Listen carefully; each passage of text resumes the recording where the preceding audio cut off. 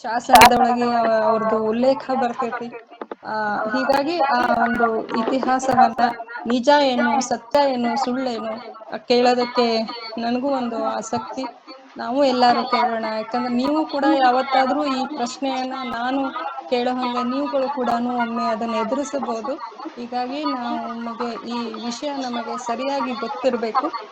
ನಮ್ಮ ಸಂಶಯವನ್ನ ಶಿವಕುಮಾರ್ ಸಂಶೋಧಕರಾಗಿ ಶಿವಕುಮಾರ್ ಪೌಟೆಯಣ್ಣ ಅವರು ಪರಿಹರಿಸ್ತಾರ ಅಂತ ನಾನು ಅನ್ಕೊಳ್ತೇನೆ. ತಮಗೆ ಸ್ವಾಗತ, ಸುಸ್ವಾಗತ. ಮತ್ತೆ ಎಲ್ಲರಿಗೂ ನಾನು ಕೇಳಿಕೊಳ್ಳೋದೇನು ಅಂತಂದ್ರೆ, ತಮ್ಮ ವಿಡಿಯೋ ಆಡಿಯೋಗಳನ್ನ ಬಂದ್ ಮಾಡ್ಕೋಬೇಕು. ಆಮೇಲೆ ಅವರ ಉಪನ್ಯಾಸ ಮುಗಿದ ಮೇಲೆ ನನಗೆ ಅವರಿಗೆ ಧನ್ಯವಾದಗಳನ್ನ ಹೇಳೋದು ಒಂದು ಜವಾಬ್ದಾರಿ ನನಗೆ ಅಥವಾ ಈ ಚುಕ್ಕಾಣಿ ಹಿಡಿದವರಿಗೆ ಇರ್ತೈತಿ. ಆ ಧನ್ಯವಾದವನ್ನ ನಾನು ಅವರಿಗೆ ಅರ್ಪಿಸಿದ ಮೇಲೆ ಸಂವಾದಕ್ಕೆ ತಮಗೆ ಅನುವು ಮಾಡಿಕೊಡ್ತೀನಿ. ನಾನು ಕೊಟ್ಟ ಮೇಲೆ ತಾವು ಸಂವಾದವನ್ನ ಶುರು ಮಾಡಬೇಕು, ಕೈಯನ್ನ ಎತ್ತಬೇಕು ಅಂತ ಹೇಳಿ ನಾನು ಶಿವಕುಮಾರ್ ಪೌಟೆಯಣ್ಣ ಅವರಿಗೆ ಈ ವೇದಿಕೆಗೆ ಸ್ವಾಗತವನ್ನ ಕೋರ್ತೇನೆ.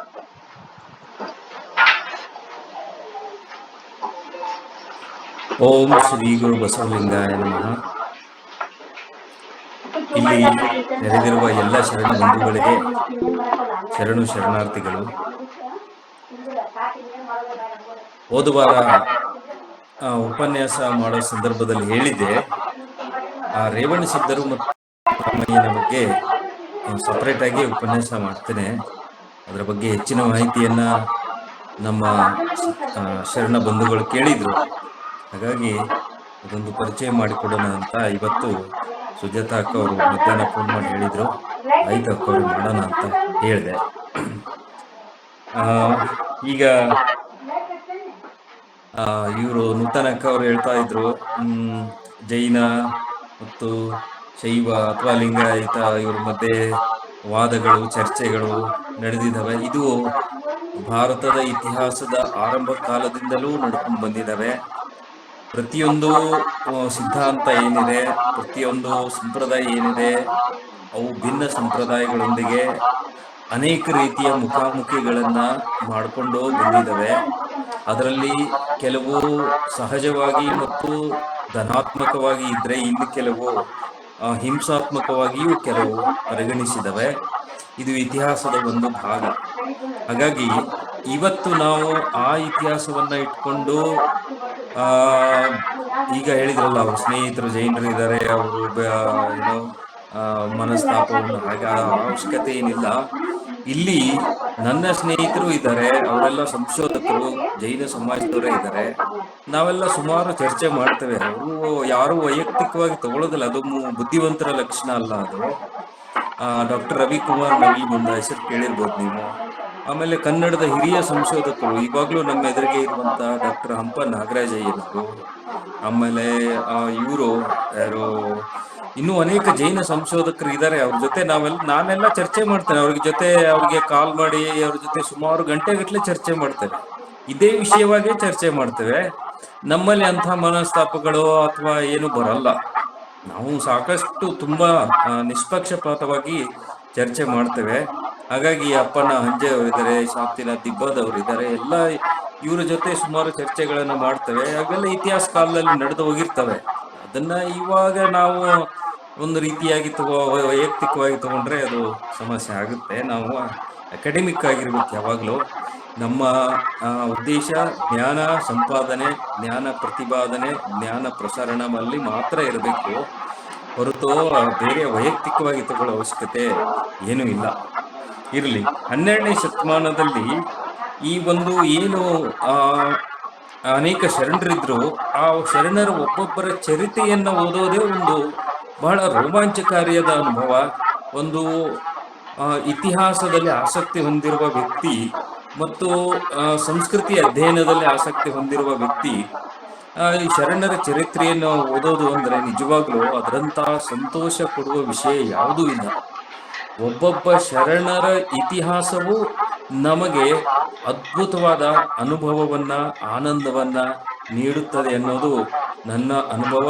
ನಿಮ್ಮಲ್ಲೂ ಸಾಕಷ್ಟು ಜನರಿಗೆ ಈ ಅನುಭವ ಆಗಿರ್ತದೆ. ಯಾಕೆಂದ್ರೆ ಒಬ್ಬೊಬ್ಬ ಶರಣರು, ಈಗ ಏಕಾಂತರಾಮ ಹಿರಿ ಇರ್ಬೋದು, ಅಥವಾ ನಾನು ಆದಯ್ಯನವ್ರ ಬಗ್ಗೆ ಮಾಡಿದೆ ಉಪನ್ಯಾಸ, ಆಮೇಲೆ ದಕ್ಕಯ್ಯ ಬೊಮ್ಮಯ್ಯನ ಬಗ್ಗೆ ಮಾಡಿದೆ. ಒಬ್ಬೊಬ್ಬರ ಚರಿತ್ರೆ ಓದೋದೇ ಖುಷಿ. ಅದು ನಾವು ಎಷ್ಟು ಅರ್ಥ ಮಾಡ್ಕೊಳ್ತೀವೋ ಅಥವಾ ಎಷ್ಟು ನಮಗೆ ಅರ್ಥ ಆಗುತ್ತೋ ಆ ಅದು ಬೇರೆ ವಿಷಯ. ಓದೋದ್ರಲ್ಲಿ ಎಷ್ಟೊಂದು ಸಂತೋಷ ಇರುತ್ತೆ. ಇಂಥ ಶರಣರು ಒಂದೇ ಕಾಲದಲ್ಲಿ 12ನೇ ಶತಮಾನದಲ್ಲೇ ಆಗಿ ಹೋಗಿದ್ದಾರೆ ಅನ್ನೋದೇ ಜಗತ್ತಿನ ಇತಿಹಾಸದಲ್ಲಿ ಬಹಳ ಅಪರೂಪದ ಪ್ರಸಂಗ ಇದು. ಈ ಜಗತ್ತಿನ ಇತಿಹಾಸವನ್ನ, ನಮ್ಮ ದೇಶದ ಇತಿಹಾಸವನ್ನು ಗಮನಿಸಿದಾಗ 12ನೇ ಶತಮಾನದಲ್ಲಿ ಇಷ್ಟು ಸಂಖ್ಯೆಯ ಶರಣರು ಒಂದೇ ಕಡೆ ಸೇರಿ ಸಾಮಾಜಿಕ, ಧಾರ್ಮಿಕ ಮತ್ತೆ ಅನೇಕ ವಿವಿಧ ಆಯಾಮಗಳಲ್ಲಿ ಒಂದು ಸಂಚಲನವನ್ನ ಸೃಷ್ಟಿ ಮಾಡಿರುವುದು ಜಗತ್ತಿನ ಇತಿಹಾಸದಲ್ಲಿನೇ ಒಂದು ಅಪರೂಪವಾದ ಪ್ರಸಂಗ. ಅಂಥವರಲ್ಲಿ ಏಕಾಂತ ರಾಮಯ್ಯನವರು ಒಬ್ರು. ಏಕಾಂತ ರಾಮಯ್ಯನವರು ಇವ್ರ ಬಗ್ಗೆ ನಮಗೆ ಅನೇಕ ಶರಣರ ಚರಿತ್ರೆಯ ಬಗ್ಗೆ ಆಧಾರಗಳು ಸಿಗೋದು ತುಂಬಾ ಕಡಿಮೆ. ಕೆಲವು ಶರಣರ ಹೆಸರುಗಳನ್ನು ಬಿಟ್ರೆ ಅವರು ಯಾವ ಊರಿನವರು, ಯಾವ ಶತಮಾನದಲ್ಲಿದ್ರು, ಅವ್ರ ಗುರುಗಳು ಯಾರು, ಅವರು ಎಷ್ಟು ವಚನಗಳು, ಇವೆಲ್ಲ ಯಾವ ಆಧಾರಗಳು ಸಿಗದೇ ಇದ್ರು ಏಕಾಂತ ರಾಮಯ್ಯನವ್ರ ಬಗ್ಗೆ ಮಾತ್ರ ಸಾಕಷ್ಟು ವಿಪುಲವಾದ ಶಾಸನಗಳು ಮತ್ತು ಸಾಹಿತ್ಯ, ಕಾವ್ಯ, ಪುರಾಣಗಳು ಎಲ್ಲವೂ ಸಿಗೋದ್ರಿಂದ ನಮಗೆ ಯಾವುದೇ ರೀತಿಯ ಗೊಂದಲಗಳು ಏಕಾಂತ ರಾಮಯ್ಯನವರ ಇತಿಹಾಸದ ಬಗ್ಗೆ ಇಲ್ಲ.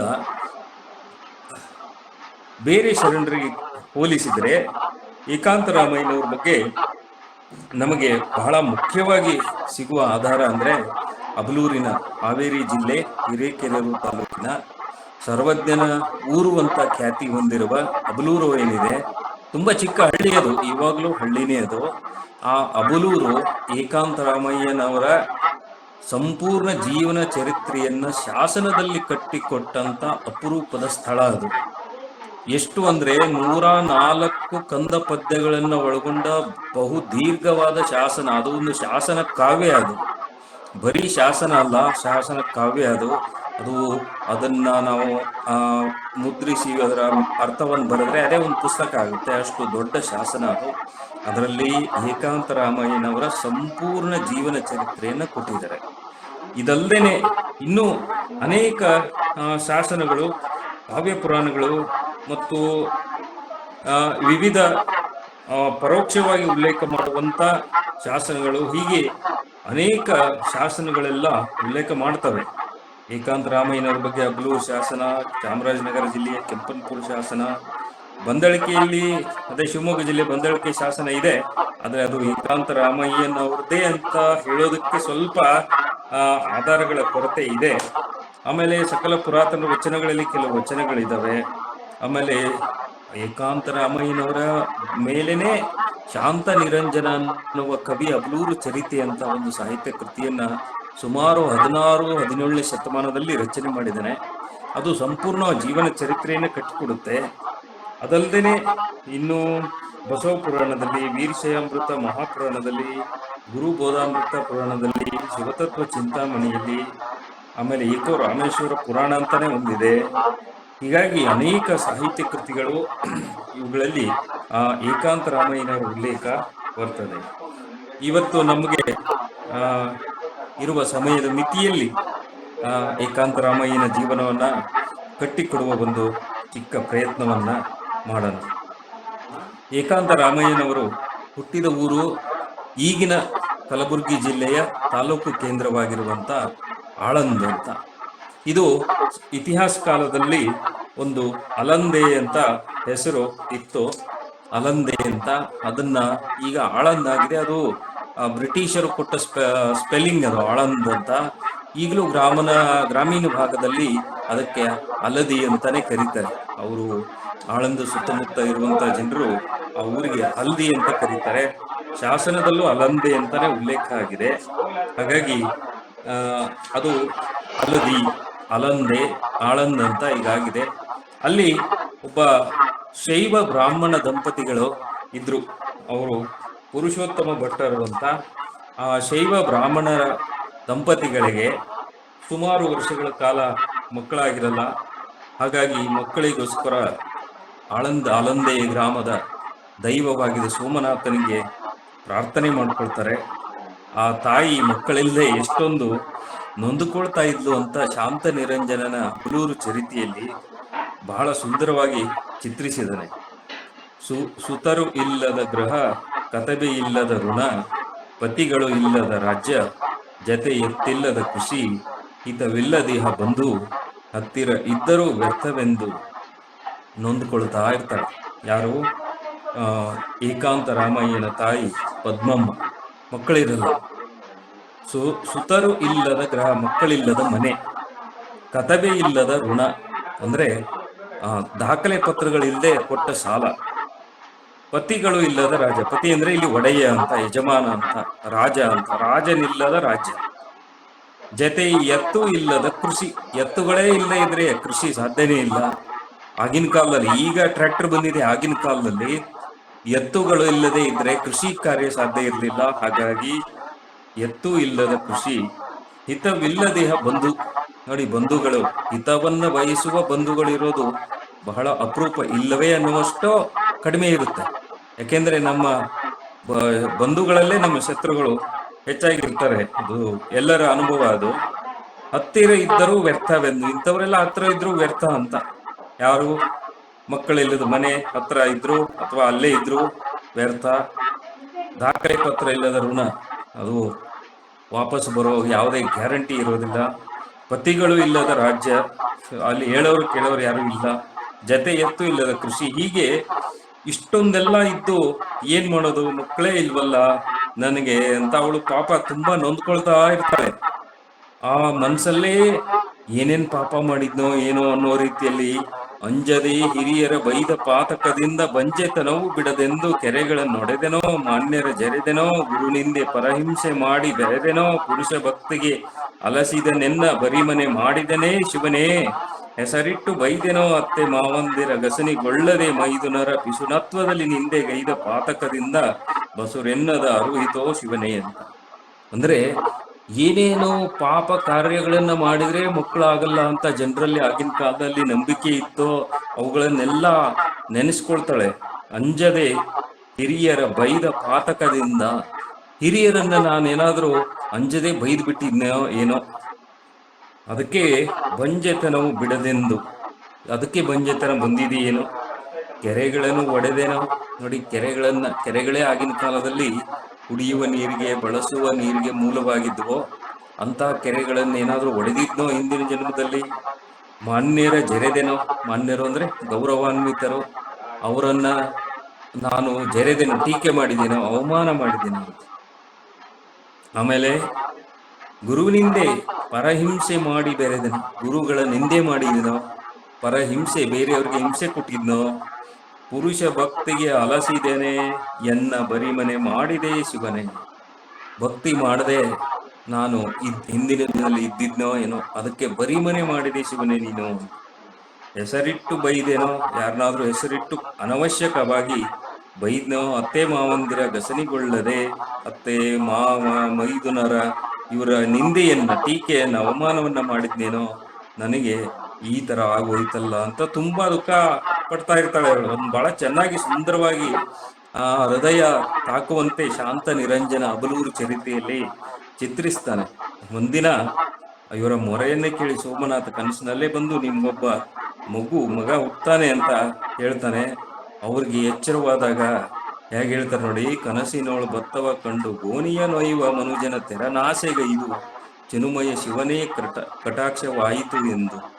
ಕನಸಿನಲ್ಲಿ ಭತ್ತವನ್ನ ನೋಡಿ ಎದ್ದು ಬಿಟ್ಟು ಗೋಣಿ ಚೀಲ ಹಿಡ್ಕೊಂಡು ಹೋಗೋರ್ ತರ ಆಗೋಯ್ತಲ್ಲ ನನಗೆ, ಅದು ಕನಸಿನಲ್ಲಿ ಬಂದಿತ್ತು, ಅದೇ ನಿಜಾನೋ ಸುಳ್ಳು ಯಾರಿಗ್ ಗೊತ್ತು ಅಂತ ಅವ್ರಿಗೆ ಇನ್ನೂ ಸಂಶಯ ಕಾಡ್ತಾ ಇರುತ್ತೆ. ಹಾಗೆಯೇ ಅದು ನಿಜ ಅಂತ ಗೊತ್ತಾಗಿ ಮುಂದೆ ಏಕಾಂತ ರಾಮಯ್ಯನ ಜನನ ಆಗುತ್ತೆ. ಸಾಂಪ್ರದಾಯಿಕವಾಗಿ ಯಾವ ಯಾವ ಕರ್ಮಗಳನ್ನ ಮಾಡಬೇಕು ಅದನ್ನೆಲ್ಲ ಮಾಡ್ತಾರೆ.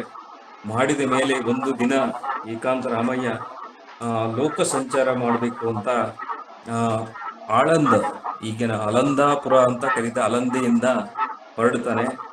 ಹಾಗೆ ಲೋಕ ಸಂಚಾರ ಮಾಡ್ತಾ ಬಂದು ಇದಕ್ಕೆ ಬರ್ತಾನೆ. ಇಲ್ಲಿ ಭೀಮಾ ನದಿಯನ್ನ ದಾಟಿ. ನೋಡಿ, ಆಗಿನ ಕಾಲದಲ್ಲಿ ಭೌಗೋಳಿಕ ಜ್ಞಾನ, ಜಾಗ್ರಫಿ ಎಷ್ಟು ಚೆನ್ನಾಗಿ ಗೊತ್ತಿತ್ತು ಅವ್ರಿಗೆ ಅಂದ್ರೆ ಇವತ್ತಿಗೂ ನಮಗೆ ಆಶ್ಚರ್ಯ ಆಗುತ್ತೆ. ಏನು ಅಂದ್ರೆ ಒಂದು ಊರಿನಿಂದ ಇನ್ನೊಂದು ಊರಿಗೆ ಹೋಗೋದಕ್ಕೆ ಅವರು ಬಳಸ್ತಾ ಇದ್ದಂತ ಮಾರ್ಗ ಏನಿದೆ, ಇವತ್ತು ನಾವು ಗೂಗಲ್ ಮ್ಯಾಪ್ ಅಲ್ಲಿ ನೋಡ್ತೇವೆ ಈ ಊರಿಂದ ಈ ಊರಿಗೆ ಹೇಗೆ ಹೋಗೋದು ಅಂತ ಗೂಗಲ್ ಮ್ಯಾಪ್ ಅಲ್ಲಿ ನೋಡ್ತೇವೆ. ಅಂಥದ್ರಲ್ಲಿ ಅವ್ರಿಗೆ ಆಗಿನ ಕಾಲದಲ್ಲಿ ಯಾವುದೇ ಗೂಗಲ್ ಮ್ಯಾಪ್ ಇಲ್ಲದೆ ಇದ್ರೂ ಅವರು ಕ್ರಮಿಸಿದ ದಾರಿಯನ್ನ ಗಮನಿಸಿದ್ರೆ ಅದು ಏನು ತುಂಬಾ ಕರೆಕ್ಟ್ ಆಗಿರುತ್ತೆ. ಅವ್ರು ಬಂದಿರೋ ರೂಟು. ಇದರಲ್ಲಿ ಶಾಂತ ನಿರಂಜನನ ಅಬಲೂರ್ ಚರಿತೆಯಲ್ಲಿ ಆಳಂದದಿಂದ ಅಬಲೂರಿಗೆ ಏಕಾಂತರಾಮಯ್ಯ ಬಂದಂತ ಮಾರ್ಗವನ್ನ ಹೇಳ್ತಾರೆ. ಅವನು ಆಳಂದದಿಂದ ಮುಂದೆ ಭೀಮಾ ನದಿಯನ್ನ ದಾಟ್ತಾನೆ. ಭೀಮಾ ನದಿಯನ್ನ ದಾಟಿ ಮಾಗುಡ ಕ್ಷೇತ್ರಕ್ಕೆ ಬರ್ತಾನೆ. ಮಾಗುಡ ಕ್ಷೇತ್ರದಿಂದ ಮುನಿಗುಂದಕ್ಕೆ ಬಂದು ಅಲ್ಲಿಂದ ಅಬಲೂರಿಗೆ ಬರ್ತಾನೆ ಅಂತ ಈ ಪುಸ್ತಕದಲ್ಲಿ ಗ್ರಂಥದಲ್ಲಿ ಹೇಳಿದ್ದಾನೆ. ಇದನ್ನ ನೀವು ಗೂಗಲ್ ಮ್ಯಾಪ್ ತೆಗೆದು ನೋಡಿದ್ರೆ ಅಕ್ಯುರೇಟ್ ಅಂದ್ರೆ ಅಕ್ಯುರೇಟ್, ಕರೆಕ್ಟ್ ಆಗಿದೆ ಅದು. ಭೀಮಾ ನದಿ ಅಂದ್ರೆ ಆಳಂದದಿಂದ ಭೀಮಾ ನದಿ ದಾಟೋದು ಎಲ್ಲಿ ಅಂದ್ರೆ ಗಣಗಾಪುರದಲ್ಲಿ. ಆ ಗಣಗಾಪುರವನ್ನ ದಾಟಿ ಅವರು ಮಾಗುಡ ಕ್ಷೇತ್ರ, ಮಾಗುಡ ಅಂದ್ರೆ ಮಹಾಕೂಟ, ಅದೇ ಬಾದಾಮಿ ಐಹೊಳೆ ಪಟ್ಟದಕಲ್ಲ ಹತ್ರ ಇರೋ ಮಹಾಕೂಟ, ಆ ಮಹಾಕೂಟ ಕ್ಷೇತ್ರಕ್ಕೆ ಬರ್ತಾರೆ. ಮಹಾಕೂಟ ಕ್ಷೇತ್ರದಿಂದ ಮುನಿಗುಂದ ಅಂದ್ರೆ ಮುಳುಗುಂದಕ್ಕೆ ಬರ್ತಾರೆ. ಗದಗ ಹತ್ರ ಇರುವಂತ ಮುಳುಗುಂದದಿಂದ ಅಬಲೂರಿಗೆ ಬರ್ತಾರೆ. ಇದು ಸುಮಾರು ಒಂದು 200-300 ಕಿಲೋಮೀಟರ್ ಇರುವಂತ ಒಂದು ಮಾರ್ಗ. ಅಲ್ಲಿ ಬರ್ತಾರೆ. ಎಲ್ಲಿ? ಅಬಲೂರಿಗೆ ಬಂದಾಗ ಅಲ್ಲಿ ನಿಮ್ಗೆ ಹಿಂದಿನ ಒಂದು ಉಪನ್ಯಾಸದಲ್ಲಿ ಹೇಳಿದ್ದೆ, ಅಲ್ಲಿ ಒಂದು ಏನಿತ್ತು ಬ್ರಹ್ಮೇಶ್ವರ ದೇವಾಲಯ ಅಂತ ಇತ್ತು. ಆ ಒಂದು ಬ್ರಹ್ಮೇಶ್ವರ ದೇವಾಲಯದಲ್ಲಿ ಏನು ಅಂದ್ರೆ ಪೂಜೆಗಳಿಲ್ಲದೆ ಅದೇನಾಗಿತ್ತು ಅಂದ್ರೆ ಅಲ್ಲಿ ಧೂಳು ಕಸ ಬಿದ್ದು ಬಹಳ ಸಮಸ್ಯೆ ಉಂಟಾಗಿತ್ತು. ಅದನ್ನ ಸ್ವಚ್ಛ ಮಾಡಿ ಏಕಾಂತರಾಮಯ್ಯ ಅಲ್ಲಿ ವಾಸ ಮಾಡ್ತಾನೆ. ಅಲ್ಲಿ ಅಬಲೂರಿನ ಗ್ರಾಮದಲ್ಲಿ ಜೈನರು ಹೆಚ್ಚಿನ ಸಂಖ್ಯೆಯಲ್ಲಿ ಇರ್ತಾರೆ. ಹಾಗಾಗಿ ಬಹುಶಃ ಶೈವರ ಸಂಖ್ಯೆ ಕಡಿಮೆ ಇರೋದ್ರಿಂದ ಆ ದೇವಸ್ಥಾನದಲ್ಲಿ ಯಾವುದೇ ಪೂಜೆ ಪುನಸ್ಕಾರಗಳು ನಡೀತಾ ಇರಲಿಲ್ಲ ಅನ್ಸುತ್ತೆ. ಹಾಗಾಗಿ ಅಲ್ಲಿ ಬಂದು ಎಲ್ಲ ಸ್ವಚ್ಛ ಮಾಡಿ ಅವನು ಅವತ್ತು ಅಲ್ಲಿ ಇರುವಾಗ ಆ ಊರಿನ ಜನ ಬರ್ತಾರೆ. ಬಂದು ಏನ್ ಮಾಡ್ತಾರೆ ಅಂದ್ರೆ ಅಲ್ಲಿ ಶಿವನಿಂದೆಯನ್ನ ಮಾಡ್ತಾರೆ. ಶಿವನಿಂದೆಯನ್ನ ಮಾಡಿ ಅವಾಗ ಏಕಾಂತರಾಮಯ್ಯ ಅವರಿಗೆ ಹೇಳ್ತಾನೆ, ಇದು ಶಿವಾಲಯ, ಶಿವನಿಂದೆಯನ್ನು ಇಲ್ಲಿ ಮಾಡಬಾರದು ಅಂತ. ಆವಾಗ ಜಗಳ ವಾದ ವಿವಾದ ಆಗಿ ಅವ್ರು ಹೇಳ್ತಾರೆ, ನಿಮ್ಮ ಏನು ಇಂದು ಧರನ ಭಕ್ತನಾದರೆ ಎಲೆ ರಾಮ ಕಂದರ ಗತ್ತರಿಯನ್ನು ಹೊಂದಿಸು ಶಿರಕ್ಕೆ ಜಿಗಿದು ಬೀಳಲಿ ತಲೆ ಎಂದು ಶ್ರಾವಕರೆಲ್ಲ. ಹೌದಾ? ಹಾಗಿದ್ರೆ ನಿಜವಾಗಲೂ ನಿಮ್ಮ ದೇವರೇ ಸತ್ಯ ಆಗಿದ್ರೆ ತಲೆಯನ್ನ ಕತ್ತರಿಸಿಕೊಂಡು ತೋರಿಸು ನೋಡೋಣ. ತಲೆಯನ್ನು ಕತ್ತರಿಸಿಕೊಂಡು ಮತ್ತೆ ತಲೆಯನ್ನು ಧರಿಸಿ ಪ್ರಾಣವನ್ನ ಮರಳಿ ಪಡೆದು ತೋರಿಸು ಅಂತ. 7 ತೀರ್ಥವ 7 ದಿನದಳು ಚರಿಸು 7 ಲಿಂಗಕ್ಕೆ ನಿನ್ನ ಶಿರದ ಆರತಿಯ ನೆತ್ತಿ 7 ದಿನದಿ ಬಂದು ಹತ್ತೆ ಆಳಾಗಿ ಇಹಲೆಮ್ಮ ಪಡೆಜಿನ ಮೂರ್ತಿಯ ಆಳುಮಣ. ಹೀಗೆ 7 ದಿವಸ ಅದನ್ನ 7 ಕ್ಷೇತ್ರಗಳಲ್ಲಿ ಮೆರೆಸಿ ಮರಳಿ ತಂದು ಪ್ರಾಣವನ್ನ ಪಡಿಬೇಕು ಅಂತ ಒಂದು ಷರತ್ತನ್ನ ಹಾಕ್ತಾರೆ. ಇದು ಪವಾಡ. ಇದನ್ನ ನಂಬೋದು ಬಿಡೋದು ನಿಮ್ಗೆ ಬಿಟ್ಟ ವಿಷಯ. ಆದ್ರೆ ಇದು ಶಾಸನದಲ್ಲೂ ಉಲ್ಲೇಖ ಆಗಿದೆ, ಕಾವ್ಯ ಪುರಾಣಗಳಲ್ಲೂ ಉಲ್ಲೇಖ ಆಗಿದೆ. ಹಾಗಾಗಿ ಇದು ತುಂಬಾ ಜನಪ್ರಿಯವಾದಂತ ಏಕಾಂತರಾಮಯ್ಯನು ಮಾಡಿದ ಬಹಳ ದೊಡ್ಡ ಪವಾಡ ಇದು. ಹೀಗೆ ಆ ಒಂದು ಪವಾಡವನ್ನ ಮಾಡಿದ ಮೇಲೆ ಅಲ್ಲಿ ಮೊದಲಿಗೆ ಏನ್ ಮಾಡ್ತಾನೆ ಅಂದ್ರೆ ಒಂದು ಓಲೆಯನ್ನ ಬರೆಸ್ಕೊಳ್ತಾನೆ. ನೋಡಿ, ಅವ್ರಿಗೆ ಆ ಲೀಗಲ್ ಕಾನೂನಿನ ತಜ್ಞರು ಹೇಗಿದ್ರು ಅಂತ. ಕರಾರನ್ನ ಹಾಕಿದ ಮೇಲೆ ಅದನ್ನ ಪತ್ರವನ್ನು ಬರೆಸ್ಕೊಳ್ತಾನೆ ಏಕಾಂತರಾಮಯ್ಯ. ಏನಂತ? ಏನು ಶಿವನ ಒಂದು ತಲೆಯನ್ನು ತೆಗೆದು 7 ದಿವಸ ಮತ್ತೆ ಪಡ್ಕೊಂಡು ಆಮೇಲೆ ಮತ್ತೆ ಧರಿಸಿದ್ರೆ ಒಂದು ಏನು ಜೈನ ಬಸದಿಯನ್ನ ಶಿವಾಲಯವನ್ನಾಗಿ ಪರಿವರ್ತಿಸಬೇಕು ಅಂತ. ಹಾಗಾಗಿ ಅದಕ್ಕೆ ಅವರು ಒಪ್ಪಿಕೊಂಡು ಸಂಕಗೌಡ ಅಂತ ಅವನ ಹೆಸರು, ಅಬಲೂರಿನ ಸಂಕಗೌಡ, ಅವನು ಆ ಪತ್ರಕ್ಕೆ ಸಹಿ ಹಾಕ್ತಾನೆ. ಏಕಾಂತರಾಮಯ್ಯನು ಸಹಿ ಹಾಕಿ ಆಮೇಲೆ ಅದನ್ನ ತಲೆಯನ್ನ ಕತ್ತರಿಸಿಕೊಳ್ತಾರೆ. ತಲೆಯನ್ನ ಹೇಗೆ ಕತ್ತರಿಸಿಕೊಳ್ತಾರೆ ಅಂದ್ರೆ ಅದಕ್ಕೊಂದು ಗಂಡಗತ್ತರಿ ಅಂತ ಇದೆ. ಗಂಡಗತ್ತರಿ ಅಂತ ಇರುತ್ತೆ, ಅದು ಯು ಶೇಪ್ ಅಲ್ಲಿ ಇರುತ್ತೆ. ಅದು ಇವಾಗ್ಲೂ ಇದೆ. ಅಲ್ಲಿ ಲಕ್ಷ್ಮೇಶ್ವರದಲ್ಲಿ ಒಂದು ಮಠದಲ್ಲಿ ಗಂಡಗತ್ತರಿ ಅಂತ ಇದೆ. ಒಂದು ರೀತಿ ಅದು ಸಿ ಶೇಪಲ್ಲಿ, ಇಂಗ್ಲಿಷ್ನ ಸಿ ಆಕಾರದಲ್ಲಿ ಇರುತ್ತೆ. ಅದಕ್ಕೆ ಹಗ್ಗವನ್ನ ಕಟ್ಟಿ, ಇದು ತುಂಬಾ ಭಯಂಕರವಾದ ಪವಾಡ. ಇದು ನೋಡೋದಕ್ಕೆ ಗಟ್ಟಿ ಧೈರ್ಯ ಇರಬೇಕು. ಯಾಕೆಂದ್ರೆ ಆ ಒಂದು ಗಂಡ ಗತ್ತರಿಯನ್ನ ಕುತ್ತಿಗೆಯ ಮೇಲೆ ಇಟ್ಕೊಂಡು ಕಾಲಿನಿಂದ ಜೋರಾಗಿ ಒತ್ತಿದಾಗ ತಲೆ ಕತ್ತರಿಸಿ ಬೀಳುತ್ತೆ. ಅಂದ್ರೆ ಬೇರೆಯವ್ರು ಮಾಡೋ ಅವಶ್ಯಕತೆ ಇಲ್ಲ, ಅವರೇ ಮಾಡ್ಕೋಬಹುದು ಅನ್ನೋ ಒಂದು ಅರ್ಥದಲ್ಲಿ ಆ ಗಂಡ ಗತ್ತರಿ ಲಕ್ಷ್ಮೀಶ್ವರದ ನಿಂಬಯ್ಯನ ಮಠ ಅನ್ನೋ ಸ್ಥಳದಲ್ಲಿ ಇನ್ನೂ ಇದೆ. ಆಮೇಲೆ ಅಬಲೂರು ಶಾಸನದಲ್ಲಿ ಉಲ್ಲೇಖವಾದಂತೆ ಆ ಒಂದು ರುಂಡವನ್ನ, ಕಡಿದುಕೊಂಡಂತ ರುಂಡವನ್ನ ಹೊನ್ನ ಹರಿವಾಣದಲ್ಲಿ ಇಟ್ಟು, ಚಿನ್ನದ ತಟ್ಟೆಯಲ್ಲಿ ಇಟ್ಟು, ಅವನ ಶಿಷ್ಯರು, ಏಕಾಂತರಾಮಯ್ಯನ ಶಿಷ್ಯರು ಜಂಬೂರು ಕಾಳಯ್ಯ, ಅಗ್ಗವನಿ ಹೊನ್ನಯ್ಯ, ಮೊರಟದ ಬಂಕಯ್ಯ, ಗಂಡಗತ್ತರಿಯ ನಾಚಯ್ಯ, ಇವರೆಲ್ಲ ಸೇರಿ 7 ಕ್ಷೇತ್ರ, 7 ದಿವಸ 7 ಕ್ಷೇತ್ರಕ್ಕೆ ಹೋಗಿ ದರ್ಶನ ಮಾಡಿ ದೇವರಲ್ಲಿ ಬೇಡ್ಕೊಂಡು ಬರ್ಬೇಕು ವಾಪಸ್. ಇದು ಅಲ್ಲಿಯ ಕರಾರು. ಎಲ್ಲೆಲ್ಲಿ ಹೋಗ್ತಾರೆ ಅಂದ್ರೆ, ಫಸ್ಟ್ ಅವರು ಪುಲಿಗೆರೆಯ ಸೋಮನಾಥ, ಪುಲಿಗೆರೆ ಅಂದ್ರೆ ಈಗಿನ ಲಕ್ಷ್ಮೇಶ್ವರದ ಸೋಮನಾಥ ಅತ್ಯಂತ ಇತಿಹಾಸ ಪ್ರಸಿದ್ಧವಾದ ದೇವಸ್ಥಾನ. ಇದರ ಬಗ್ಗೆ ಆದಯ್ಯನ ವಚನಗಳ ಉಪನ್ಯಾಸದಲ್ಲಿ ಪುಲಿಗೆರೆಯ ಪರಿಚಯವನ್ನು ಮಾಡಿಕೊಟ್ಟೆ. ಪುಲಿಗೆರೆಯಲ್ಲಿ ಅನೇಕ ಶರಣರ ಕ್ಷೇತ್ರವಾಗಿದೆ ಅದು. ಪುಲಿಗೆರೆ ಆದಯ್ಯ ಇರಬಹುದು, ಪುಲಿಗೆರೆ ಸೋಮನಾಥ ಇರಬಹುದು, ಆಮೇಲೆ ಬಸವಣ್ಣನವ್ರ ಬಗ್ಗೆ ಸಿಕ್ಕ ಅರ್ಜುನವಾಡದ ಶಾಸನದಲ್ಲೂ ಸಹಿತ ಏಕಾಂತ ಬಸವಿ ದೇವನಿಗೆ ಕೊಟ್ಟ ದಾನವನ್ನು ಪುಲಿಗೆರೆ ಸೋಮನಾಥನ ಮುಂದೆನೆ ಕೊಟ್ಟಿರ್ತಾರೆ. ಆಮೇಲೆ ಇನ್ನೂ ಅನೇಕ ಪುರಾಣದ ಮಾಯಿದೇವ ಮತ್ತು ಶಿವರಾತ್ರಿಯ ಮಾಯಿದೇವ ಇವರು ಉಲ್ಲೇಖ. ಈಗ ಅನೇಕ ಶರಣರು, ಒಬ್ರು ಇಬ್ರು ಅಲ್ಲ. ಪುಲಿಗೆರೆ ಅಂದ್ರೆ ಅದು ಒಂದು ರೀತಿ ಶರಣ ಕ್ಷೇತ್ರನೇ. ಅದು ಅನೇಕ ಶರಣರು ಆಗಿ ಹೋಗಿದ್ದಾರೆ. ಆಮೇಲೆ ಸೋಮನಾಥ ದೇವಾಲಯ, ಅಲ್ಲಿ ಹೋಗಿ ಪುಲಿಗೆರೆಯ ಸೋಮನಾಥ ದೇವಾಲಯ ನೋಡಿ. ನೀವು ಗೂಗಲ್ ಮ್ಯಾಪ್ ತೆಗೆದು ನೋಡಿ ಈ ರೂಟ್ ಎಷ್ಟು ಕರೆಕ್ಟ್ ಆಗಿದೆ ಅಂತ. ಪುಲಿಗೆರೆಯ ಸೋಮನಾಥ, ಅಬಲೂರಿನಿಂದ ಮೊದಲು ಪುಲಿಗೆರೆ ಸೋಮನಾಥನಿಗೆ ಹೋಗ್ತಾರೆ. ಅಲ್ಲಿ ದರ್ಶನ ಮಾಡಿ ದೇವರಲ್ಲಿ ಪ್ರಾರ್ಥನೆ ಮಾಡ್ಕೊಳ್ತಾರೆ. ನೋಡು, ನಿನ್ನ ಭಕ್ತ ಏಕಾಂತ ರಾಮಯ್ಯ ತಲೆಯನ್ನು ತೆಗೆದು ಯಾವ ರೀತಿಯಾದಂತ ಒಂದು ಪವಾಡ ಮಾಡ್ತಾ ಇದ್ದಾನೆ, ನಿನ್ನ ಆಶೀರ್ವಾದ ಅವನ ಮೇಲೆ ಇರಬೇಕು ಅಂತ. ಆಮೇಲೆ ಪುಲಿಗೆರೆಯಿಂದ ಅಣ್ಣಿಗೆರೆಯ ಅಮೃತನಾಥ, ಅಣ್ಣಿಗೇರಿ ಈಗಿನ ತಾಲೂಕು ಕೇಂದ್ರ ಆಗಿರುವಂತ ಗದಗ ಜಿಲ್ಲೆಯ ಅಣ್ಣಿಗೇರಿ. ಇದು ಅಣ್ಣಿಗೇರಿ ಪಂಪನ ತಾಯಿಯ ಊರು.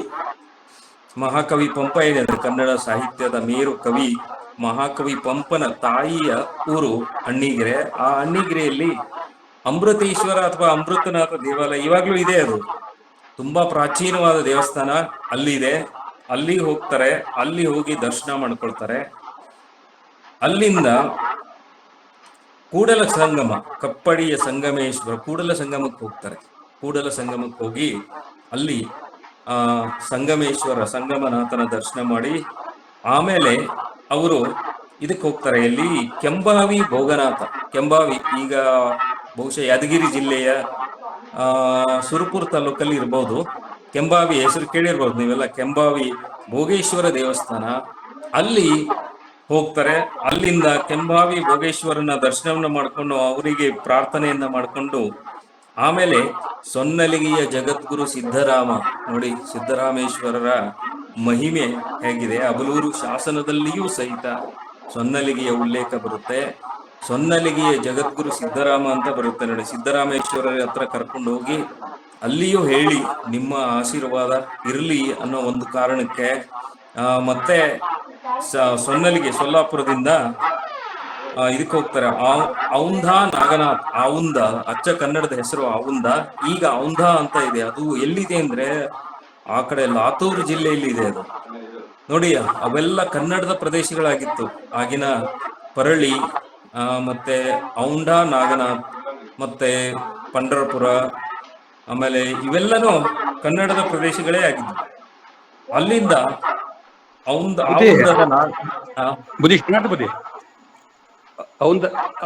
ಇದು ಪರಭಣಿ ಜಿಲ್ಲೆ ಬರ್ತದೆ. ಓಕೆ, ಧನ್ಯವಾದಗಳು. ಪರಭಣಿ, ಈಗ ಪರಭಣಿ ಜಿಲ್ಲೆಯಲ್ಲಿ ಇದೆ ನೋಡಿ. ಪರಭಣಿ ಜಿಲ್ಲೆ ತುಂಬಾ ದೂರ, ಕರ್ನಾಟಕದ ಗಡಿ ಭಾಗದಿಂದ ತುಂಬಾ ದೂರ ಇದೆ. ಅಲ್ಲಿ ಆವುಂದದ ನಾಗನಾಥನ ದರ್ಶನವನ್ನ ಮಾಡಿಕೊಂಡು ಸೀದಾ ಮತ್ತೆ ಎಲ್ಲಿ ಬರ್ತಾರೆ ಅಂದ್ರೆ ವಾಪಸ್ ಬರಕ್ ಶುರು ಮಾಡ್ತಾರೆ. ಕೊನೆಯ ಕ್ಷೇತ್ರ ಹಂಪಿಯ ವಿರೂಪಾಕ್ಷ. ಹಂಪಿಯ ವಿರೂಪಾಕ್ಷನವನ್ನ ದರ್ಶನವನ್ನ ಮಾಡಿ ಮುಂದೆ ಅಲ್ಲಿ ಅಂತರವಳ್ಳಿ ಅಂತ ಬರುತ್ತೆ. ಇಲ್ಲಿ ಹಾವೇರಿ ಜಿಲ್ಲೆ ಹಿರೇಕೆರೂರು ತಾಲೂಕು ಅಲ್ಲಿ ಅಂತರವಳ್ಳಿ ಅಂತ ಇದೆ, ಅಬಲೂರು ಪಕ್ಕದಲ್ಲೇ ಇದೆ. ಅಲ್ಲಿ ಒಬ್ಬ ಮಹಾಯೋಗಿ ಇರ್ತಾರೆ. ಅವರು ವಿಶ್ವಕರ್ಮ ಸಮಾಜದವರು, ಮಹಾಯೋಗಿ ಇರ್ತಾರೆ, ಮಹಾ ತಪಸ್ವಿಗಳು ಇರ್ತಾರೆ. ಅವರು ಸಹಿತ ಚಿಕ್ಕೇಶಿ ಯತಿಗಳು ಅಂತ ಅವ್ರಿಗೆ ಹೆಸರು ಇರುತ್ತೆ. ಆ ಚಿಕ್ಕೇಶಿ ಯತಿಗಳು ಅವ್ರ ಮೂರ್ತಿ ಇದೆ, ಇನ್ನು ಅವರ ಮೂರ್ತಿ, ಅವ್ರಿಗೆ ಸಂಬಂಧಪಟ್ಟ ಶಾಸನಗಳು, ಅವ್ರ ದೇವಾಲಯ, ಆ ದೇವಾಲಯಕ್ಕೆ ಬಿಟ್ಟ ದಾನ ಎಲ್ಲವೂ ಇವತ್ತಿಗೂ ನೋಡೋದಕ್ಕೆ ಸಿಗುತ್ತದೆ. ಆಮೇಲೆ ಚಿಕ್ಕೇಶ ಯತಿಗಳ ಹತ್ರ ಬರ್ತಾರೆ. ಚಿಕ್ಕೇಶ ಯತಿಗಳು ಅವ್ರನ್ನ ಕರ್ಕೊಂಡು ಹೋಗಿ ಅವ್ರಿಗೆಲ್ಲ ಊಟ ಉಪಚಾರ ಪ್ರಸಾದ ವ್ಯವಸ್ಥೆಯನ್ನೆಲ್ಲ ಮಾಡ್ತಾರೆ. ಅದು 7ನೇ ದಿವಸ ಆಗಿರುತ್ತೆ. ಸೂರ್ಯ ಮುಳುಗೋದರೊಳಗೆ ಅಬ್ಲೂರಿಗೆ ಹೋಗ್ಬೇಕಾಗಿರುತ್ತೆ. ಆದ್ರೆ ಆಗ್ಲೇ ಸೂರ್ಯ ಮುಳುಗುವಂತ ಸಮಯ ಆಗಿಬಿಟ್ಟಿರುತ್ತೆ. ಹಾಗಾಗಿ ಎಲ್ಲರೂ ಆ ಚಿಕ್ಕೇಶ ಯತಿಗಳಿಗೆ ಪ್ರಾರ್ಥನೆ ಮಾಡ್ಕೊಳ್ತಾರೆ, ಏನಾದ್ರೂ ಮಾಡಿ ನೀವು ಅಬಲೂರಿಗೆ ಹೋಗೋವರೆಗೂ ಕತ್ತಲಾಗೋ ಆಗದೆ ಇರೋ ತರ ನೋಡ್ಕೋಬೇಕು ಅಂತ. ಅದಕ್ಕೆ ಅವರು ತಮ್ಮ ಮಂತ್ರಾಸ್ತ್ರವನ್ನ ಪ್ರಯೋಗ ಮಾಡಿ ಅನೇಕ ತಮ್ಮ ಯೋಗಾಚರಣೆಯ ಮೂಲಕ 3 ಜಾವ, ಈಗಿನ 3 ಗಂಟೆ ಅನ್ಕೋಬಹುದು, ಜಾವ ಅಂದ್ರೆ ಗಂಟೆ ಅಲ್ಲ, ಸುಮ್ಮನೆ ಒಂದು 3 ಗಳಿಗೆ ಅಥವಾ 3 ಜಾವ ಕತ್ಲಾಗದೆ ಇರೋ ತರ ಅವರು ಅಲ್ಲಿ ಒಂದು ಪವಾಡವನ್ನ ಮಾಡಿ ಅವರು ಅಬಲೂರಿಗೆ ಹೋಗೋದಕ್ಕೆ ಅವಕಾಶ ಕೊಡ್ತಾರೆ. ಆಮೇಲೆ 7ನೇ ದಿವಸ ಸೂರ್ಯ ಮುಳುಗೋದ್ರೊಳಗೆ ಅವರು ಅಬಲೂರಿಗೆ ಬಂದು ತಮ್ಮ ಒಂದು ಪವಾಡವನ್ನು ಪೂರ್ಣಗೊಳಿಸ್ತಾರೆ. ಆಮೇಲೆ ಅಲ್ಲಿ ಊರಲ್ಲಿ ಇರುವಂತಹ ಎಲ್ಲ ಹಿರಿಯರನ್ನ, ಜನರನ್ನ ಎಲ್ಲರನ್ನು ಕರೆಸ್ತಾರೆ. ನೋಡಿ, 7 ದಿವಸ 7 ಕ್ಷೇತ್ರಗಳಿಗೆ ನಾವು ಇದನ್ನ ದರ್ಶನ ಮಾಡ್ಕೊಂಡು ಬಂದಿದ್ದೇವೆ. ಬಂದು ಇನ್ನ ಮತ್ತೆ ಪವಾಡ ಅಂದ್ರೆ ಏಕಾಂತರಾಮಯ್ಯನವರು ತಮ್ಮ ಪ್ರಾಣವನ್ನ ಮರಳಿ ಪಡೆಯುವ ಪವಾಡವನ್ನ ಮಾಡ್ತಾರೆ ಅಂತ. ಆಮೇಲೆ ಏಕಾಂತರಾಮಯ್ಯನವರು ಮತ್ತೆ ತಲೆಯನ್ನ ಧರಿಸಿ ಬ್ರಹ್ಮೇಶ್ವರನ ಮುಂದೆ ಕುತ್ಕೊಂಡಿರುತ್ತೆ. ದೇಹ ಬ್ರಹ್ಮೇಶ್ವರನ ಮುಂದೆ, ಅಬಲೂರಿನ ದೇವಸ್ಥಾನದ ಲಿಂಗದ ಮುಂದೆ ದೇಹ ಕುತ್ಕೊಂಡಿರುತ್ತೆ. ಅದನ್ನೆಲ್ಲ ಕಾಯ್ತಾ ಇರ್ತಾರೆ. ಆಮೇಲೆ ತಲೆಯನ್ನ ಧರಿಸ್ಕೊಳ್ತಾರೆ. ಧರಿಸ್ಕೊಂಡು ಮತ್ತೆ ಪ್ರಾಣ ಬರುತ್ತೆ. ಬಂದ ಮೇಲೆ ಇದನ್ನ ನೋಡಿ ಅಲ್ಲಿರೋ ಎಲ್ಲಾ ಜನರಿಗೂ ಬಹಳ ಆಘಾತ ಆಗಿಬಿಡುತ್ತೆ. ಅವರು ಇದನ್ನ ನಂಬಿರೋದಿಲ್ಲ, ಈ ಏಕಾಂತರಾಮಯ್ಯ ಮೂರ್ಖ ಇದ್ದಾನೆ, ತಲೆಯನ್ನ ಕತ್ತರಿಸಿಕೊಂಡ ಮೇಲೆ ಮತ್ತೆ ಪ್ರಾಣ ಬರೋದಕ್ಕೆ ಹೇಗೆ ಸಾಧ್ಯ, ಇವನು ಹೇಗಿದ್ರು ಪ್ರಾಣ ಹೋಯಿತು ಅಂತ ಅವರೆಲ್ಲರೂ ತುಂಬಾ ಖುಷಿಯಿಂದ ಇರ್ತಾರೆ. ಆದ್ರೆ 7 ದಿವಸದ ನಂತರ ಬಂದಾಗ ಅವರು ತಲೆಯನ್ನ ಪಡಿತಾರೆ. ತಲೆಯನ್ನ ಪಡೆದಾಗ ಅಲ್ಲಿ ಎಲ್ರಿಗೂ ಒಂದು ರೀತಿಯಾದಂತ ಆಘಾತ ಆಗಿಬಿಡುತ್ತೆ. ಬೆರಗಾಗಿ ಜೈನರೆಲ್ಲಂ ಮರುಗಿ ಜಿನ ಪ್ರಳಯವೆಂಬುದಂ ಮಾಡದಿರೆ ನೆರಗಿ ಕಾಲ್ವಿಡಿಯ ಮಾನದೆ ಬರಸಿಡಿಲೆಂತೆರಗಿ ಜಿನನ ತಲೆಯಂ ಮುರಿದಂ. ಸೊ ಅವರ ಒಂದು ಕರಾರು ಪತ್ರದ ಪ್ರಕಾರ ಏನಾಗ್ಬೇಕಾಗಿತ್ತು ಅಂದ್ರೆ ಒಂದು ಜೈನ ಮೂರ್ತಿಯನ್ನ ತೆಗೆದು ಶಿವಲಿಂಗವನ್ನ ಪ್ರತಿಷ್ಠಾಪನೆ ಮಾಡಬೇಕಾಗಿರುತ್ತೆ. ಆವಾಗ ಅವರೆಲ್ಲ ತುಂಬಾ ಹೆದರ್ಕೊಂಡು ಏನ್ ಮಾಡ್ತಾರೆ ಅಂದ್ರೆ ಸೀದಾ ಬಿಜ್ಜಳನ ಒಂದು ಆಸ್ಥಾನಕ್ಕೆ, ಬಹುಶಃ ಮಂಗಳವೆಡೆಗೆ ಹೋಗಿದ್ರು ಅನ್ನೋದು ನನ್ನ ಅಭಿಪ್ರಾಯ. ಯಾಕೆಂದ್ರೆ ಮಂಗಳವೆಡೆಯಲ್ಲೇನೆ ಇದಕ್ಕೆ ಸಂಬಂಧಪಟ್ಟಂತಹ ಶಾಸನ ರಹಿತವಾದ ಒಂದು ಶಿಲ್ಪ ಇದೆ ಅಂತ ನಿಮ್ಗೆ ಹೇಳಿದ್ದೆ. ಹಾಗಾಗಿ ಮತ್ತೆ ಸೊನ್ನಲಿಗೆಯ ಸಿದ್ದರಾಮೇಶ್ವರರಿಗೆ ತಮ್ಮ ಏಕಾಂತರಾಮಯ್ಯನ ರುಂಡವನ್ನ ದರ್ಶನ ಮಾಡಿಸಿದ್ದನ್ನ ಎಲ್ಲ ಗಮನಿಸಿ ಆಮೇಲೆ ಬಹುಶಃ ಅಲ್ಲೇ ಹೋಗಿರ್ಬೋದು. ಯಾಕೆಂದ್ರೆ ಬಿಜ್ಜಳ ಇವರಿಗೆ ಒಂದು ಗ್ರಾಮವನ್ನ ದಾನ ಮಾಡಿದ ಉಲ್ಲೇಖ ಶಾಸನದಲ್ಲೇ ಇದೆ, ಅಬಲೂರಿನ ಶಾಸನದಲ್ಲಿ ಇದೆ. ಇದನ್ನು ಕಂಡು ಸವಣರು ಇವರೆಲ್ಲ ಹೋಗಿ ಅಲ್ಲಿ ಅವರಿಗೆ ದೂರು ಕೊಡ್ತಾರೆ ಬಿಜ್ಜಳನಿಗೆ, ಈ ತರ ನೋಡಿ ಜಿನ ದೇವತೆಯನ್ನು ಬದಿಗೆ ಸರಿಸಿ ಸೋಮೇಶನನ್ನು ಪ್ರತಿಷ್ಠಾಪನೆ ಮಾಡ್ತಾ ಇದ್ದಾನೆ ಅಂತ. ಆವಾಗ ಈ ಒಂದು ವಿಷಯವನ್ನ ಬಿಜ್ಜಳ, ಇದನ್ನ ಸ್ವಲ್ಪ ಹೇಳಿದ್ದೆ ನಿಮ್ಗೆ ಉಪನ್ಯಾಸದಲ್ಲಿ. ಬಿಜ್ಜಳ ಅವರಿತ್ತ ಓಲೆ ಇದೇ ನೀ ನವಧರಿಸುವ ದಿಕ್ಕು ನಿನ್ನ ಭಂಡಾರದೊಳಿ ನವರ ಒಡ್ಡವಿರಲಂ ಅಡ್ಡವಾವುದರ್ಪಡೆ ನಿನ್ನ ಮುಂದೆ ಜನರಂಪಲರಂ ಹೀಗೆ ಅವರನ್ನ ಕರೆಸಿ ಏನು ಸಮಸ್ಯೆ ನಿಮ್ದು ಅಂತ ಕೇಳ್ತಾನೆ. ಅವಾಗ ಅವರು ಹೇಳ್ತಾರೆ, ನೋಡಿ ಇವರು ಏನು ಜೈನ ಬಸದಿಯನ್ನ ಶಿವಾಲಯ ಮಾಡ್ತಾ ಇದ್ದಾರೆ. ಅವಾಗ ಏಕಾಂತರಾಮಯ್ಯನನ್ನು ಕರೆಸಿ ಕೇಳಿದಾಗ, ಇಲ್ಲ ನೋಡಿ ಇವರು ಕರಾರು ಪತ್ರ ಬರೆದು ಅದಕ್ಕೆ ಸಹಿ ಹಾಕಿ ಕೊಟ್ಟಿದ್ದಾರೆ ಅಂತ ತೋರಿಸ್ತಾನೆ.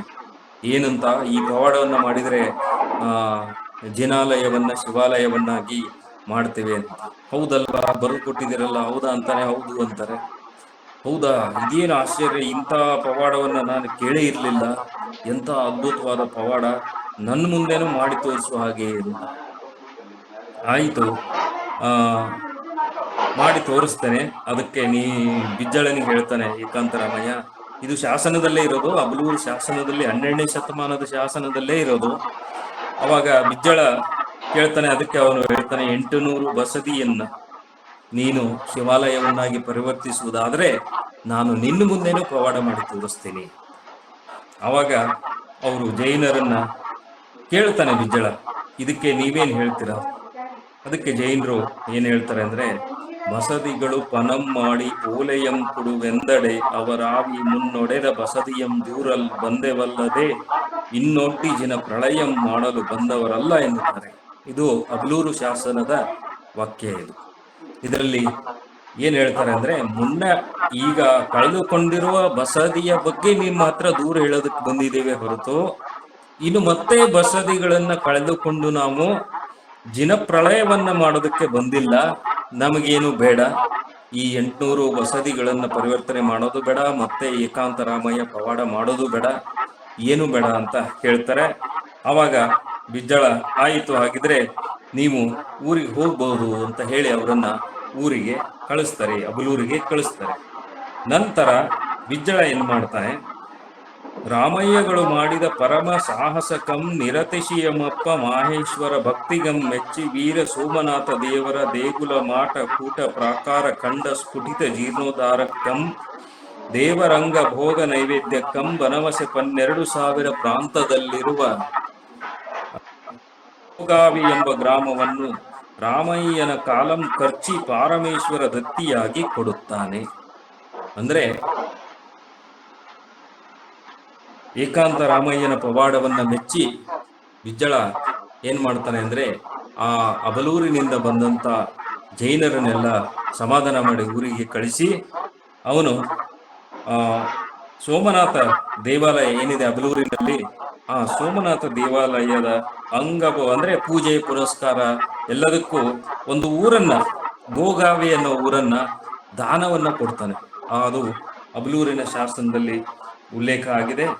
ನಂತರ ಕಲ್ಯಾಣ ಚಾಲುಕ್ಯದವರು ಸೋಮೇಶ್ವರನು ರಾಮಯ್ಯನನ್ನು ತಾನಿದ್ದ ಸ್ಥಳಕ್ಕೆ ಬರಮಾಡಿಕೊಂಡು ಸತ್ಕಾರ್ಯದಿಂದ ಪೂಜಿಸಿ ಶ್ರೀಮದ್ ವೀರ ಸೋಮನಾಥ ದೇವರ ದೇಗುಲದ ಮಾಟಕೂಟ ಪ್ರಾಕಾರ ಕಂಡಸ್ಫುಟಿದ ಜೀರ್ಣೋದ್ಧಾರ ದೇವರ ಅಂಗಭೋಗ ರಂಗಭೋಗ ನೈವೇದ್ಯಕ್ಕೆ ಬನವಸೆ ಪನ್ನೀರ್ಚಾಸಿರದ ಕಂಪನ ನಾಗರಖಂಡ 70ರೊಳಗನ ಅಬಲೂರು ಗ್ರಾಮವನ್ನು ರಾಮಯ್ಯನ ಕಾಲನ್ನು ತೊಳೆದು ತಾಮ್ರ ಶಾಸನ ಸಹಿತ ಕೊಡ್ತಾನೆ.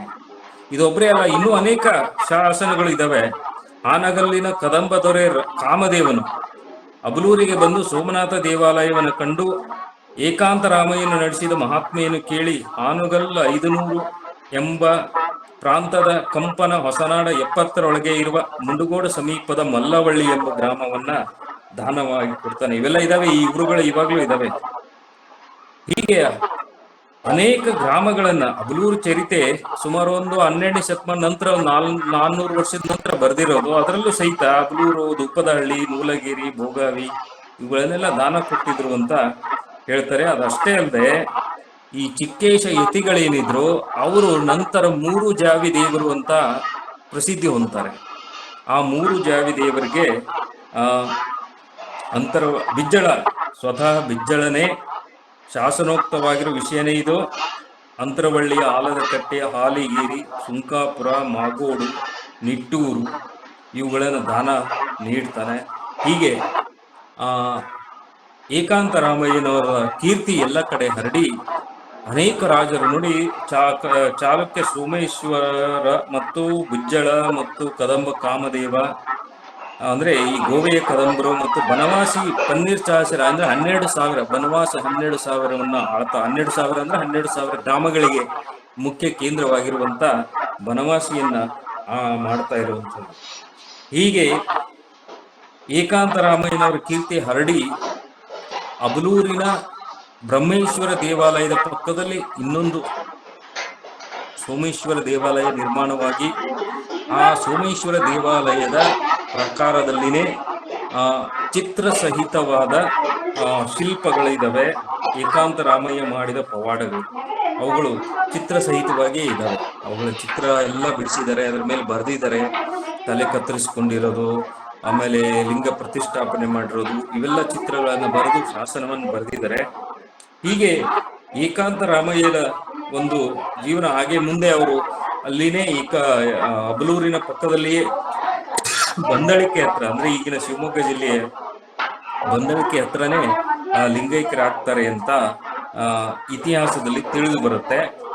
ಎಲ್ಲಿ ಅಂದ್ರೆ ಅದು ಮಾಳಗನಕೊಪ್ಪ ಅಂತ. ಮಾಳಗನಕೊಪ್ಪ ಅಲ್ಲಿ ಲಿಂಗೈಕ್ಯರಾದ್ರು ಅಂತ ಇತ್ತೀಚಿನ ಸಂಶೋಧಕರು ಅಭಿಪ್ರಾಯ ಪಡ್ತಾರೆ.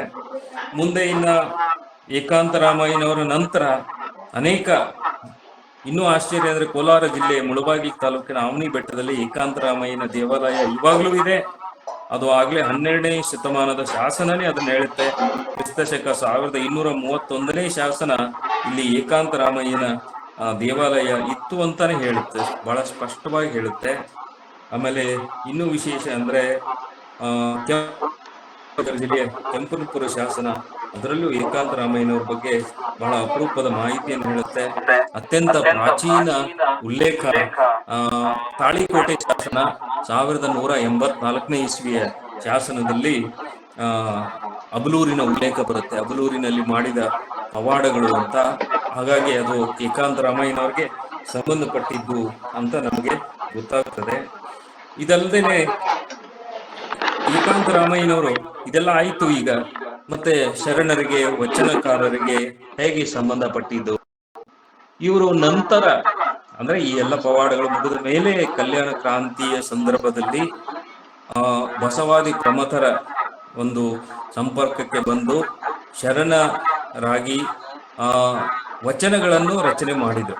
ಅವರು ಸುಮಾರು ಒಂದು ಏಕಾಂತ ರಾಮಯ್ಯನವರ 11 ವಚನಗಳು ಸಿಗ್ತವೆ. ಏಕಾಂತ ರಾಮಯ್ಯನವ್ರದ್ದು 11 ವಚನಗಳು ಸಿಗ್ತವೆ. ಅದರಲ್ಲಿ ಎಲ್ಲವೂ ಸಹಿತ ಒಂದು ತಾತ್ವಿಕ ಮತ್ತು ಆಧ್ಯಾತ್ಮಿಕ ಚರ್ಚೆಯನ್ನು ಒಳಗೊಂಡಂತ ವಚನಗಳಿದ್ದಾವೆ. ಆ 11 ವಚನಗಳಲ್ಲಿ ಇತಿಹಾಸಕ್ಕೆ ಸಂಬಂಧಪಟ್ಟ ಮಾಹಿತಿ ಯಾವುದು ಸಿಗಲ್ಲ. ಅವರ ಒಂದು ಆಧ್ಯಾತ್ಮಿಕ ಬಹುಶಃ ಅವರು ದೀಕ್ಷೆಯನ್ನ ಪಡೆದುಕೊಂಡು ನಂತರ ಯೋಗ ಸಾಧನೆಯನ್ನ ಮಾಡಿದ ಮೇಲೆ ಬರೆದಿರೋದ್ರಿಂದ ಎನ್ನಯ್ಯ ಚೆನ್ನರಾಮ ಅನ್ನೋ ಅಂಕಿತದಲ್ಲಿ ಸುಮಾರು 11 ವಚನಗಳು ದೊರೆತಿದ್ದಾವೆ. ಇನ್ನೂ ಬರೆದಿರ್ಬೋದು, ಬಟ್ ಸಿಕ್ಕಿರೋದಷ್ಟೇ. ಹಾಗಾಗಿ ಈ ರೀತಿ ಏಕಾಂತ ರಾಮಯ್ಯನವರ ಒಂದು ಅದ್ಭುತವಾದ ರೋಮಾಂಚಕಾರಿಯಾದಂಥ ಇತಿಹಾಸ ನಮ್ಮ ಕಣ್ಣು ಮುಂದೆನೇ ಇದೆ. ಇದಕ್ಕೆ ಪೂರಕವಾದ ಶಾಸನ, ಗ್ರಂಥ, ಕಾವ್ಯ, ಪುರಾಣ ಎಲ್ಲನೂ ಇದ್ದಾವೆ. ಅನೇಕ ಗ್ರಂಥಗಳಲ್ಲಿ ಉಲ್ಲೇಖ ಆಗಿದೆ. ಅತ್ಯಂತ ಪ್ರಾಚೀನ ಉಲ್ಲೇಖ ನಾನು ಹೇಳಿದೆ 1184ನೇ ತಾಳಿಕೋಟೆ ಶಾಸನ, ಹಾಗೂ ಇತ್ತೀಚೆಗೆ ಬಂದಂತ ಶಾಂತ ನಿರಂಜನನ ಅಬಲೂರು ಚರಿತೆ. ಇತ್ತೀಚೆಗೆ ಅಂದ್ರೆ ಅದು ಬರೋದು ಆಗ್ಲೇ 400 ವರ್ಷ ಆಯ್ತು. ನಂತರ ಯಾವಾಗ ಬಂದಿಲ್ಲ, 400 ವರ್ಷದ ಹಿಂದೆ ಬರೆದಿರೋದು. ಹಾಗಾಗಿ ಇಷ್ಟು ಏಕಾಂತ ರಾಮಯ್ಯನವರಿಗೆ ಸಂಬಂಧಪಟ್ಟ ಮಾಹಿತಿ ಇದೆ. ಆಕ್ಚುಲಿ ನಾನು ತುಂಬಾ ಸಂಕ್ಷಿಪ್ತವಾಗಿ ಹೇಳಿದ್ದೇನೆ. ಇದನ್ನ ನಾನು ವಿವರವಾಗಿ ಹೇಳ್ತಾ ಹೋದ್ರೆ ಮತ್ತೆ ಅದಕ್ಕೆ ಒಂದು ವಾರ ಸಮಯನೇ ಬೇಕಾಗುತ್ತೆ. ಅವರ ಒಂದು ಜನನ, ಬಾಲ್ಯ, ಅವರ ಶಿಕ್ಷಣ, ಮತ್ತೆ ಹೀಗೆ ಎಲ್ಲ ಕಾವ್ಯ ಶಾಸನಗಳನ್ನು ಉಲ್ಲೇಖ ಮಾಡ್ತಾ ಹೇಳ್ತಾ ಹೋದ್ರೆ ಸುಮಾರು ಒಂದು ವಾರ ಬೇಕಾಗುತ್ತೆ. ಆದ್ರೆ ಇಷ್ಟು ಸಂಕ್ಷಿಪ್ತ ಪರಿಚಯ ಸಾಕು ಅನ್ನಿಸ್ತು. ಇನ್ನ ತಮಗೆ ಏನಾದರೂ ಸಂಶಯಗಳು, ಸ್ಪಷ್ಟನೆಗಳು ಏನಾದ್ರು ಇದ್ರೆ ಹೇಳ್ಬೋದು. ನಿಮ್ಮೆಲ್ಲರ ಒಂದು ಅನುಭವ ಸಂಪರ್ಕದಲ್ಲಿ ಇರೋದಕ್ಕೆ ತುಂಬಾ ಸಂತೋಷವಾಗುತ್ತದೆ. ಈ ಒಂದು ಉಪನ್ಯಾಸವನ್ನ ನಮಗೆಲ್ಲ ಯೋಜನೆ ಮಾಡಿ ಎಲ್ಲರಿಗೂ ಉಪಯೋಗವಾಗುವಂತೆ ಮಾಡಿದ ಸುಜಾತ ಅಕ್ಕನವರೆಗೂ, ನಮಗೆಲ್ಲರಿಗೂ ಅನಂತ ಶರಣಾರ್ಥಿಗಳು. ಇವತ್ತು ಶ್ರಾವಣದ ಕೊನೆಯ ದಿನ. ಶ್ರಾವಣ ಮಾಸದಲ್ಲಿ ಬಹಳ ಅದ್ಭುತವಾದ ಎಲ್ಲರ ಉಪನ್ಯಾಸಗಳನ್ನು ಕೇಳಿ ಶ್ರಾವಣ ಮಾಸ ನಮ್ಮದು ಸಾರ್ಥಕವಾಯಿತು ಅನ್ನೋ ಭಾವನೆಯಿಂದ ನನ್ನ ಉಪನ್ಯಾಸವನ್ನ ಸಂಪನ್ನ ಮಾಡುತ್ತೇನೆ. ಎಲ್ಲರಿಗೂ ಶರಣು ಶರಣಾರ್ಥಿ. ಧನ್ಯವಾದಗಳು. ಶರಣಾರ್ಥಿಗಳು. ಧನ್ಯವಾದಗಳು ಸರ್. ತಮ್ಮ ಉಪನ್ಯಾಸ ಎಂದಿನಂತೆ ವಿದ್ವತ್ಪೂರ್ಣವಾಗಿತ್ತು. ಉಲ್ಲೇಖ, ಶಾಸನಗಳ ಉಲ್ಲೇಖ, ಗ್ರಂಥಗಳ ಉಲ್ಲೇಖಗಳನ್ನು ಕೊಟ್ಟು ಸಂಶಯ ಏಳದ ಹಾಗೆ ತಾವು ತಮ್ಮ ಉಪನ್ಯಾಸವನ್ನ ನೀಡಿದ್ದೀರಿ. ಅದಕ್ಕೆ ನಾನು ಧನ್ಯವಾದಗಳನ್ನ ಹೇಳ್ತೀನಿ. ಅಬಲೂರು ಸರ್ವಜ್ಞನ ಊರು ಕೂಡನು ಅಂತ ಕೇಳೇನಿ ನಾನು. ಹೌದು, ಮತ್ತೊಮ್ಮೆ ಅದನ್ನ ತಮಗೆ ಆರಂಭದಲ್ಲಿ ಧನ್ಯವಾದ. ಹೇಳಿದ್ದೆ. ಹಿರೇಕೆರೂರು ತಾಲೂಕಲ್ಲ ಸರ್? ಹಿರೇಕೆರೂರು ಅದು. ಅಲ್ಲಿ ಅಬಲೂರೊಳಗ ಒಂದ್ ದೇವಸ್ಥಾನನೂ ಐತಿ. ಅಲ್ಲೇ ಪಕ್ಕದಾಗ ಲಕ್ಷ್ಮೇಶ್ವರ, ಅಲ್ಲಿನೂ ಸೋಮೇಶ್ವರ ದೇವಸ್ಥಾನ. ಒಂದು ಹಿರೇಕೆರೂರ್ಗೆ ಒಮ್ಮೆ ಭೇಟಿ ಕೊಟ್ರೆ ಸಾಕಷ್ಟು ನೋಡೋ ಅಂತ ಸ್ಥಾನಗಳು, ಸ್ಥಳಗಳು, ಶರಣರ ಸ್ಥಳಗಳು ಅಲ್ಲಿ ಸಿಗ್ತಾವು. ಒಮ್ಮೆ ಎಲ್ಲರೂ ಭೇಟಿ ಕೊಟ್ಟು ನಮ್ಮ ಶರಣರ ಸ್ಥಳಗಳನ್ನ ಅವನ್ನೆಲ್ಲ ಹೇಳ್ತೀನಿ. ಮತ್ತೊಮ್ಮೆ ತಮಗೆ ಧನ್ಯವಾದಗಳನ್ನ ಅರ್ಪಿಸ್ತಾ, ಸಂವಾದದೊಳಗೆ ಭಾಗವಹಿಸಲು ಇಚ್ಛೆ ಇರುವವರು ದಯವಿಟ್ಟು ತಮ್ಮ ಕೈಯನ್ನ ಎತ್ತಬೇಕು.